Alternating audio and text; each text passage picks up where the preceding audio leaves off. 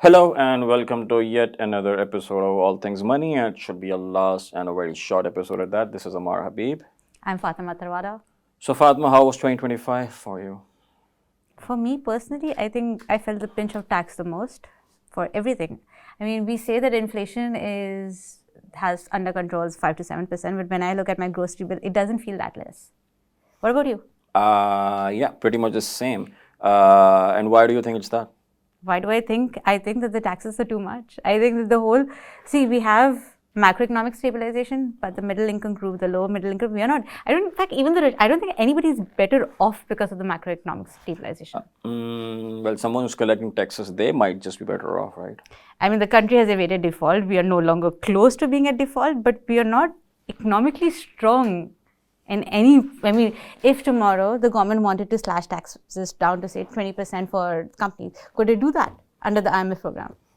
It cannot because it doesn't have expenditure under control. Exactly. But when you're spending something, someone's still getting the salary, right? So, if we say the expenditure is under control or it's not in control, do you think that PIA privatization, which is all the hype this year, the end of the year, do you think that will make a difference going forward? It will not. I mean, it took PIA what 10, 15, 20 years at this point to get privatized. But at least it's some a very small step in the right direction, I would say. At least there's some intent to actually get things done rather than just waiting for something to happen. Has privatization worked well in the past, as in have companies that have been privatized been able to continue without state support?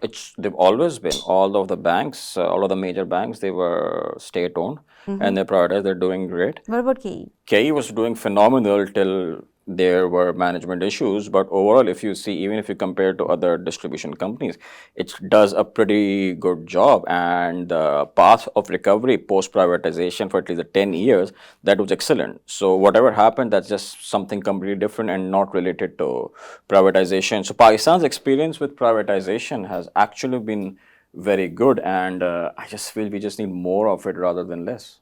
So there will be like what, 25 companies that are in the state-owned privatization pipeline I think over the 5-year period? what matters is what's the seriousness or the sheer scale of those companies. The electricity distribution companies, I think that is the key here. They need to be privatized because there are tons and tons of losses in power, and frankly, they cannot be brought under control without efficient or more effective law and order. I mean, if someone's stealing electricity, you can't really even cut an FIR against that person. So if someone's stealing, they can just steal freely. What do you do about that? So again, implementation, enforcement, law and order, not ever been our strongest strengths. Exactly, it haven't been, and you got to do what you got to do. And I think if any governance reform needs to be done, this needs to be fixed as well. So if I were to ask you in 2026, what is the one thing that you can look forward to that could bring some relief? What would that be? The NFC formula that needs to change. Everything is fiscal at this point. The provinces take up around maybe like 56.5% of the overall budget, whatever taxes are collected, and they continue to just spend, and not barely generate any revenue. That needs to change. We need the federal to get more. Why? Because you've got defense and you've got tons and tons of interest on debt that was taken earlier to fund the provinces. So I think what we really need is more discipline in terms of fiscal. We need more discipline in terms of spending. And only when you essentially control the fiscal deficit, you're actually able to reduce your overall borrowing or net borrowing going forward. And that is the only way you can reduce your interest rates. More importantly, that is literally the only way you can reduce overall incidence of taxation, because whatever the federal collects, it has to give away 56%. So if it needs to fund any kind of federal services in the future, it needs to maybe raise twice as much taxes than it would if it had to distribute taxes. So someone somewhere has to take more responsibility of taxes, and that is essentially provinces.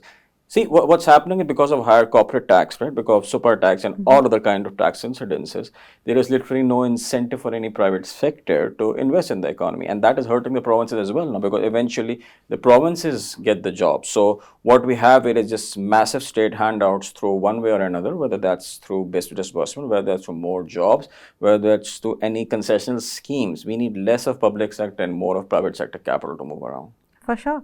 I mean, in this year alone, about 5 companies have exited.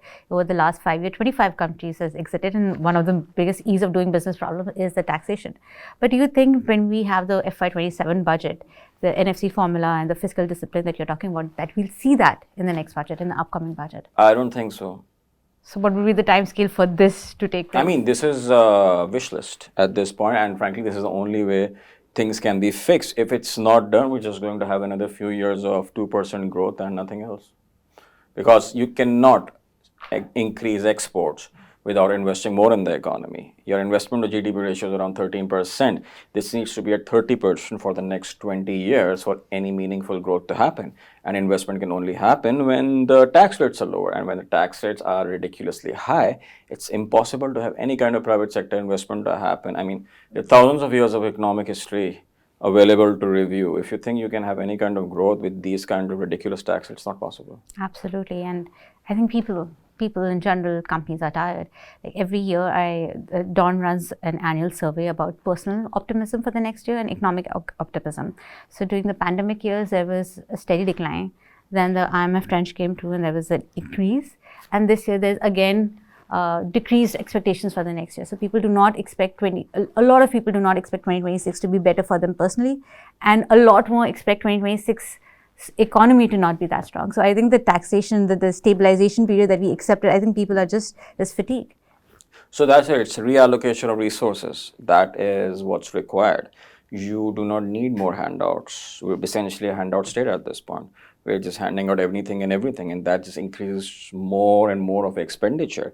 And once a handout becomes permanent, it becomes a fixed cost. And everywhere you see, there are still more public jobs that are coming up. Frankly, we don't even know how many private jobs or public jobs exist in the country. No one even knows how many public jobs exist in the country, let alone private jobs. So that is what needs to be sorted. You need more reallocation of capital towards private sector rather than public sector. And until and unless this is done, until and unless there is any kind of reform in that, in terms of spending, there isn't much that can be done, because you need to control spending before you can adjust your revenue or taxes in the process. You've reached a point where you cannot even increase taxes anymore. So you essentially, this is a stalemate situation.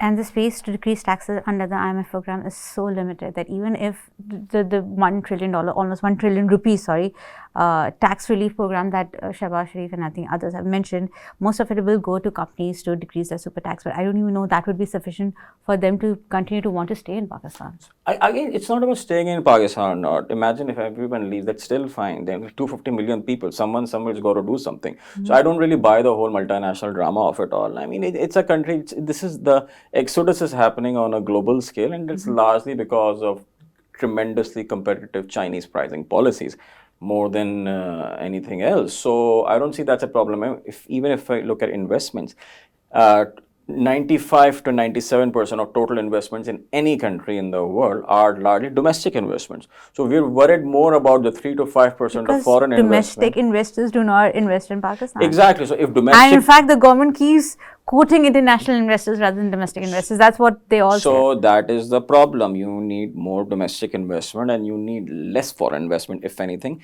Why is a domestic investor not investing in the country? You solve that problem, you solve the foreign investment problem. We take the problem completely other way around. It's like, when you're looking at an elephant and you have your eyes closed, everyone sees a different part of the elephant, but eventually you literally need to address the elephant in the room, and that is you need higher domestic investments more than anything else. And the problem is, wherever we invest in areas like land or other non-productive investment. That just needs to stop, and that has stopped to a certain extent, but this needs to be incentivized to be reallocated to more export-oriented sectors. Without exports, without increasing your aggregate supply, there is literally no way out of this stalemate. So 2026 and over the next few years, NFC needs to be improved, fixed, any which way, more fiscal discipline, better taxation policies, and focus on domestic investors rather than international investors. Reallocation of capital to export-oriented industry. See, whenever international investors come, they were not coming for any kind of exports.